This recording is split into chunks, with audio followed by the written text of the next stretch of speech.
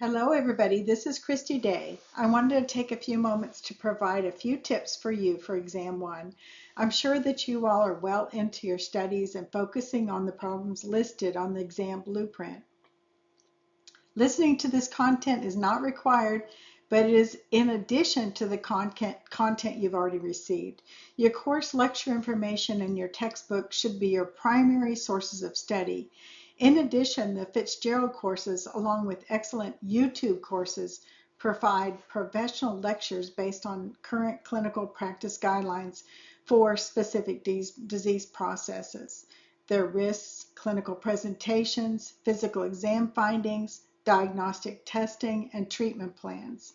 The exam opens on midnight on November 12th and closes on November 18th, just before midnight. The first week lessons focused on first the primary care models of care and history. And the second was nurse practitioner caring models, which are always good to kind of review. The third was health promotion, and health promotion is a concept that is focused on activities and preventative measures that improve a person's health. Fourth, diagnostic reasoning and treatment, and this is looking at the art and science of nursing practice and how they meld. It is both an art, and that's the art of practice in which you learn through experiential learning, and melded with the evidence of the science and the interventions. Along with that, we talked about those ethical principles that you had in your discussion. And the fifth area was evidence-based practice, or the level of evidence and clinical practice guidelines. Mr. Boucher. You will definitely want to refresh your memory on the definitions of the various levels of evidence. And in practice, we're trying to use the highest level of evidence. Systematic reviews are considered the highest level of evidence. This is because it is actually a study. A systematic review is a study, and they have a question, a research question, and they use all of the published studies and articles that meet their criteria to answer a specific research question. I found this pyramid here in a discussion of the levels of evidence as they relate to clinical practice guidelines. And in one model, they added that little red triangle at the top, which I thought was interesting, that puts clinical practice guidelines at the very tippy top. And in this course, you were asked to review a single study about a respiratory topic that we were studying. And think about the level of evidence of a single randomized controlled trial versus a systematic review of all randomized controlled trials. And also consider that you have a panel of experts writing clinical practice guidelines, and they're experts in a particular field about a particular topic, and they're asked to review and write guidelines about, say, hypertension. They're going to review all of the systematic reviews, meta-analysis, and other evidence, rate the strength of that evidence, and then based on their expertise in the particular field combined with the evidence, they're going to add their clinical practice experience into that. So we're not just having a study, a randomized controlled trial, or a systematic review. We're now having somebody with clinical judgment to create guidelines for care. So this is the sort of the impetus to put another little triangle at the top, because some experts think it's even higher than a systematic review. And understanding these level of evidence, if you understand these level of evidence, levels of evidence, would you now change your practice based on a single case report or a single randomized control trial, like one of the articles that you chose to review? While these articles are excellent and they're important to know, What would you rely on for safe practice?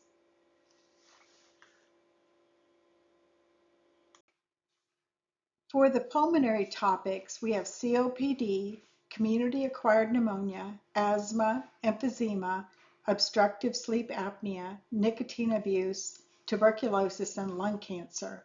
For each one of these problems, you'll want to understand the risk factors, the clinical presentation, your physical exam findings, diagnostic testing and screenings, diagnostic criteria, how do we diagnose them and stage them, and the treatment, medications, education, and follow-up. COPD is a disease state characterized by the presence of airflow obstruction due to chronic bronchitis or emphysema. The American Thoracic Society defines chronic bronchitis as a clinical disorder characterized by excessive mucus secretions in the bronchial tree. It's manifested by chronic or recurrent cough with or without sputum and is present on most days for a minimum of 3 months a year for at least 2 successive years. So you can see that chronic bronchitis takes quite a bit of time to obtain a diagnosis. It takes, 2 years. In addition, dyspnea with or without wheezing is present. Think about the differences in presentation between a patient with upper respiratory infection with bronchitis symptoms versus a patient with a chronic recurrent bronchitis. Asthma is not classified as COPD, but is sometimes referred to as a reversible obstructive condition, whereas emphysema is irreversible. Chronic bronchitis is usually irreversible, but it may be partially reversible if there is a bronchospastic component and a significant response to bronchodilator. So that's how they test to see if there's that is the test, is to give a bronchodilator and see if there's a response. So you will see a response in asthma, which is reversible, and sometimes chronic bronchitis does have a reversible component. It's difficult to estimate the prevalence of chronic bronchitis because there is considerable overlap of various obstructive conditions, because some patients have some combination or aspects of all three conditions: asthma, chronic bronchitis, and emphysema. Because these conditions have some overlap, a good understanding of the pathophysiology, classifications of the disease, and diagnostic criteria for each one will help you understand the diagnosis and the treatment, and explain why the different types of inhalers will help and why. In the COPD guidelines, you'll see numerous inhalers um, for COPD along with asthma. And you'll be really smart to learn the management guidelines according to the drug classes rather than by specific medication names. And that's pretty much, I think, the way that they're framed now. Is you'll see, inhaled corticosteroids, LABA, SABA, all the initials. And you should know the naming conventions for the various classifications of medications. It's good to at least know one name of a medication from each class, because you always know that if you on a test or somewhere else you see a name of a drug and it rhymes or has the same ending as a drug that you can probably guess the correct answer or get close based on your it's an educated guess.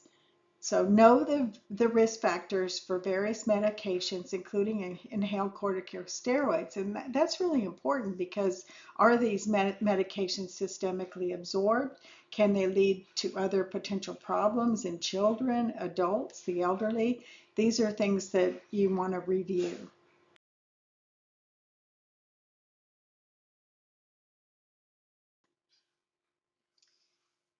For COPD, you can look at the gold standard for classifying the categories of COPD according to risk for exacerbation. And you'll want to be able to have an idea of those cutoffs on low risk, high risk, etc.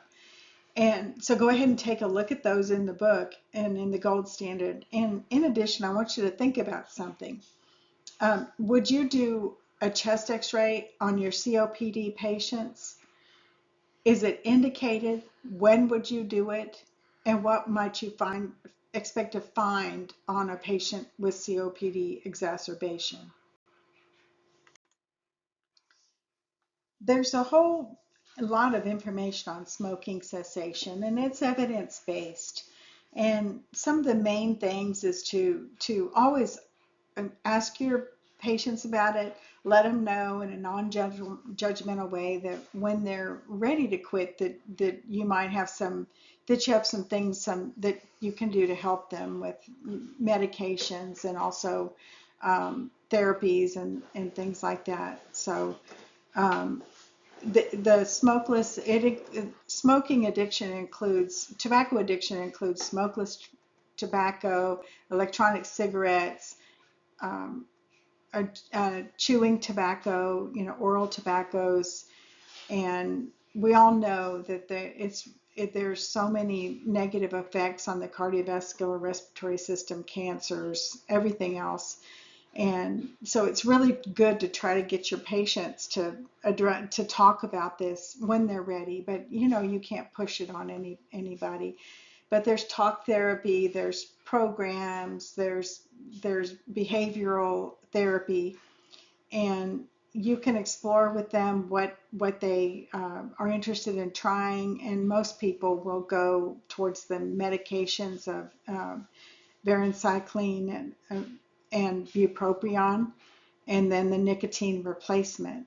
So be sure and focus in on those medications and understand what you can offer for your patients in the way of therapy and medications. As with the other problems that you're learning, you will need to understand the risk factors of asthma, along with the risk factors for fatal asthma, the clinical presentation, physical examination findings, and diagnostic testing.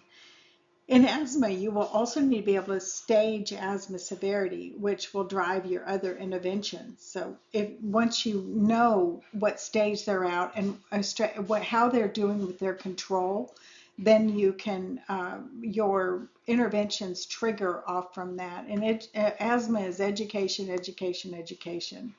And I enjoyed listening to Fitzgerald's course on asthma. It was very organized and in-depth. And if you have a chance, you should review this course if you haven't done so already. So be sure you know the triggers of allergens and the classification or staging of asthma control. And this chart's from your textbook.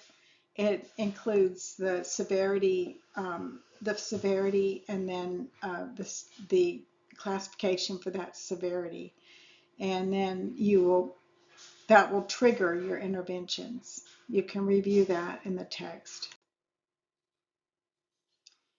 Asthma is really a lot of self-management, and it requires patients to be educated on managing their daily control, knowing their exacerbating factors, monitoring their peak expiratory flow, and how to manage their medications. Inhaled corticosteroids are the mainstay of therapy, of course, and those reduce inflammation. And so you'll want to think, like I said before, about inhaled corticosteroids in children. How do they do with them? Are there any precautions?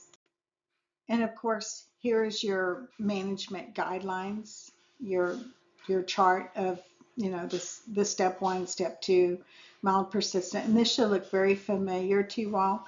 You don't need to memorize them, but have an idea of for which section, which step would you refer out?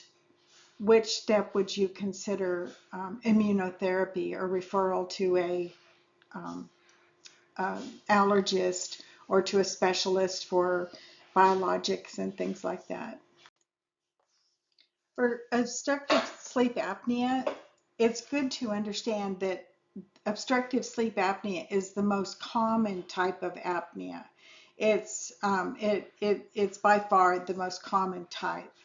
It's good when you see patients and talk to them to screen them, do some sleep scales, do some scoring on them. And if you suspect that they may have sleep apnea, then the overnight polysomnogram is the diagnostic test that you need. And these can be a little tricky to order. You never know. Sometimes they go into their home, sometimes they go to a sleep center, sometimes they have to go to a sleep medicine physician. And so it's important in your area where you're working and living to understand the process where you are for getting these sleep studies done. Management, oftentimes once you have the diagnosis, you have people that are reading those tests, and they get the settings of the CPAP, whatever the management is. Oftentimes that's not done by the primary care provider. It's done by the specialty care. And you can support your patients through education on their CPAP. People don't tolerate them all that well, and then some other people do.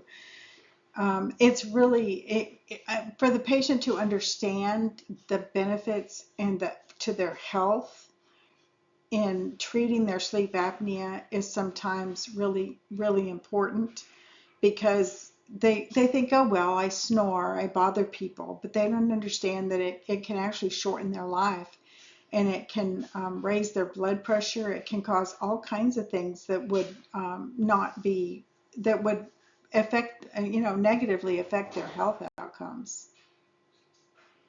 So be sure that you know how to diagnose, screen, diagnose, and get your study done and refer as needed and get them treated. And then just support them with counseling. Community-acquired pneumonia, as with most problems, you will find that diagnosis is the key to effective treatment and improved outcomes. Once you have a diagnosis, then the treatment plan falls into place. This is why understanding the risk factors, the clinical presentation, and the physical exam findings are critical for diagnosis and treatment. In outpatient clinics, you may not have access to chest x-rays, gram staining, or laboratory testing. The typical pneumonia syndrome is seen in pneumococcal pneumonia, as well as pneumonia caused by the flu and Staph aureus. Viral infections do account for 5 to 15% of cases in adult CAP. Most viral infections are restricted to the upper airway system and are self-limited symptoms. Some patients, particularly those with flu infections, may develop pneumonia. Influenza can result in primary viral pneumonia, or more commonly, a secondary bacterial pneumonia. Secondary pneumonia is most frequently caused by Staph aureus or Staph pneumoniae, when caused by the flu. And often we see with the viral pneumonia, it starts out, that's early on in the disease. You'll get a pneumonia with a fever, and they've only been sick for a couple of days. And they'll have more symptoms, achy, body aches, fever, all the things that go with the flu. They may have nasal symptoms and all that, along with a pneumonia. Now, bacterial pneumonia is a secondary infection, and sometimes you see that a patient will have a flu or cold or flu and a cough, and then they'll start to feel better, and maybe 7 days into it, they feel worse. They get a fever, start having maybe the chest pain and the things that go with pneumonia, shortness of breath. On the other hand, mycoplasma pneumonia is also known as an atypical pneumonia or a walking pneumonia. And this is the most prominent, the most often seen cause of a walking pneumonia. These are more insidious. That's why they call it walking pneumonia. People end up with pneumonia, and they've been moving through the community and, close proximity to other people, such as colleges, bases, prisons where they live close together. The incubation period can be 2 to 3 weeks, and it's not super contagious. It tends to move slowly through the community. And the atypical pneumonias are managed with antibiotic coverage because they are bacteria, atypical bacterias. And the most common antibiotics that we use for these are doxycycline and erythromycin because they have atypical coverage. Acute bacterial pneumonia needs to be differentiated from acute bacterial bronchitis. So you can have a lot of coughing and all that, and fevers, and feel very ill with acute bacterial bronchitis. Both respiratory infections will cause fever and a productive cough, but on auscultation, a patient with bronchitis will have clear lung sounds, except for maybe a few scattered bronchi and some tubular sounds. In comparison, the patient with bacterial pneumonia will likely have crackles, abnormal breath sounds, dullness on percussion, and those type of things. So as I said at the beginning, your diagnosis plays such a key in your treatment. And this is where your clinical skills really come into play.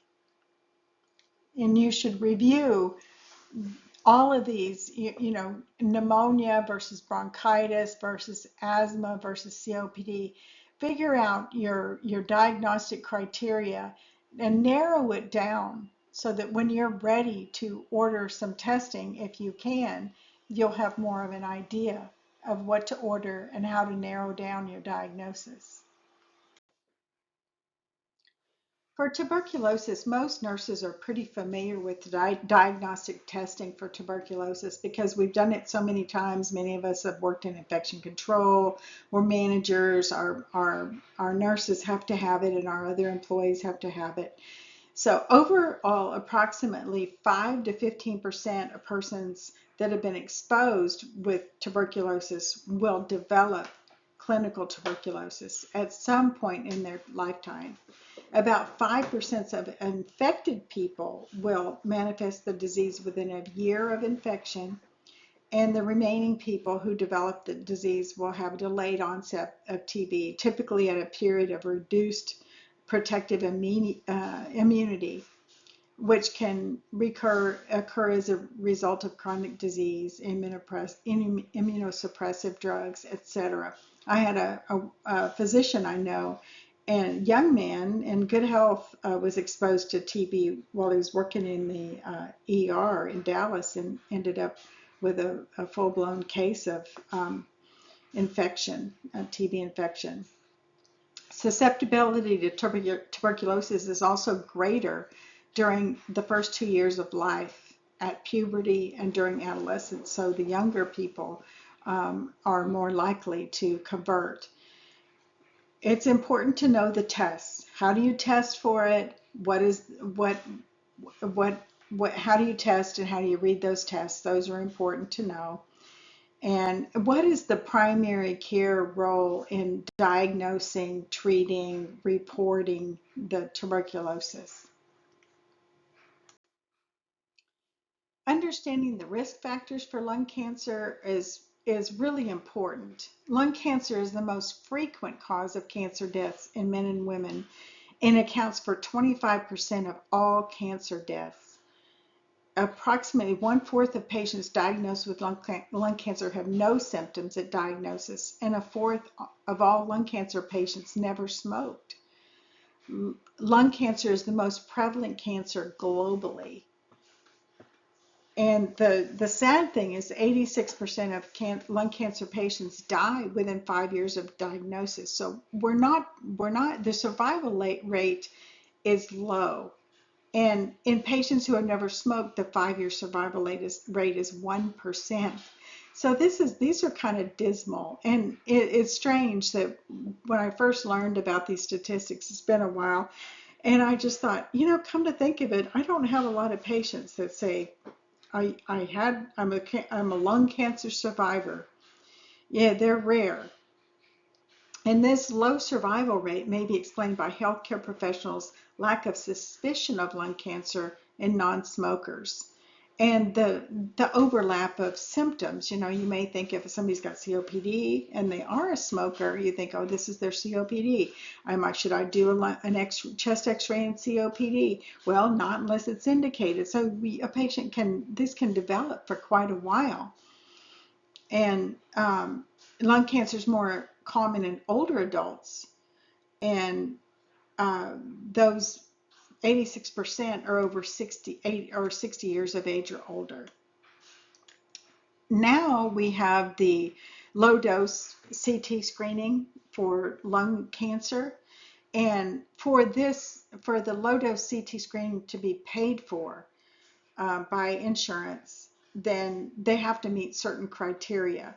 Of course, there are insurances that do not require prior authorization for this, but it's not an expensive test. And if you have a patient that is concerned about lung cancer and they want this test, then it's usually about $160, $175, depends on where you are. But the criteria for the insurance is they have to be 50 to 80 years old. They have to have a 20 pack year history. And you know how to calculate pack years. And they have to have quit smoking or be a current smoker within the last 15 years. And they have to be in good health. In order that if you were to find lung cancer, that they would be able to be treatable, not somebody that would not be eligible for treatment. So those are a lot of criteria to get this paid for. And remember what I said, when you're talking about USPSTF, they're talking about the group or the population and what's best for the population. And you're talking about cost, risk, benefit there. So know your screenings and know your risk factors. For lung cancer, you can review the different types of lung cancer. You may see questions about the type of lung cancer, such as small cell, oat cell, those type of things. So I would go ahead and look those over. When you have a patient that has lung cancer, or you're suspecting lung cancer, you should order a CBC, metabolic panel, and electrolytes, liver enzymes, PT, PTT, and a platelet count to look at coagulopathies.